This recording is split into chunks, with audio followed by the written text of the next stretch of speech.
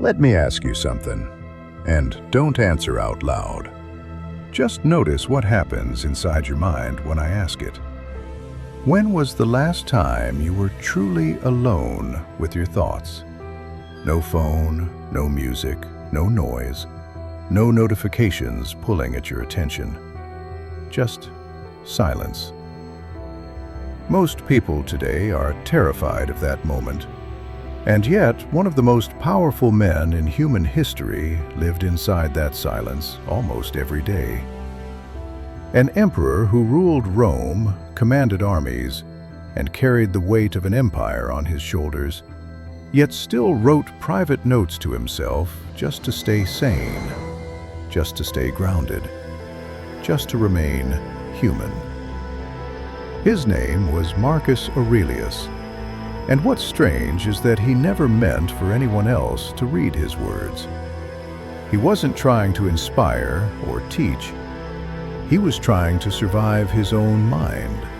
And somehow, almost 2,000 years later, his thoughts feel uncomfortably relevant to a generation drowning in anxiety, comparison, pressure, and noise. The world may look different now, but the human mind hasn't changed at all. And the first lesson Marcus Aurelius would give you today is brutally simple and deeply uncomfortable. Most of your suffering comes from trying to control things that were never yours to begin with. Other people's opinions, their actions, outcomes, timing, the past, the future, the algorithm, the response, the approval. Every time you let something external decide how you feel, you give it authority over your inner state. Stoicism draws a hard line and says you control only three things: your thoughts, your actions, and your values. And everything else is temporary, unstable, and borrowed. The moment you accept this emotionally, not just intellectually, you stop arguing with reality, and a quiet sense of control begins to form inside you. Instead of demanding that the world behave according to your expectations, you begin asking a better question, the only one that actually matters. What is within my control right now? And when the answer is nothing, you let go without bitterness, without resentment, without drama. Because peace is not passive, peace is disciplined. That discipline becomes even sharper when you face the second lesson Stoicism insists on: the reality of death. Unlike modern culture, which hides death behind distractions, the Stoics looked directly at it. Marcus Aurelius reminded himself constantly that he could leave life at any moment. Not to be dramatic, but to be honest. Because when you remember that this ends, fear of embarrassment weakens, fear of judgment fades, and the need to impress starts to look childish and small. Death for the Stoics was not dark or depressing. It was clarifying. It stripped life down to what mattered. When you live with that awareness, you don't procrastinate on being honest. You don't delay becoming who you respect. And you don't save your courage for later. You realize how much time is wasted on things that will not matter in a year, a month, or even a week. This clarity naturally leads to the third lesson, one almost no one wants to hear today. Comfort is a trap. We live in the most comfortable era humans have ever known, yet anxiety, restlessness, and dissatisfaction are everywhere. Marcus Aurelius understood that dependence creates weakness and that strength requires friction. He practiced simplicity, not because pleasure was evil, but because he refused to be owned by it. Stoicism teaches you to occasionally choose discomfort on purpose, to skip pleasure sometimes, to sit with boredom, to do what is hard even when it's optional.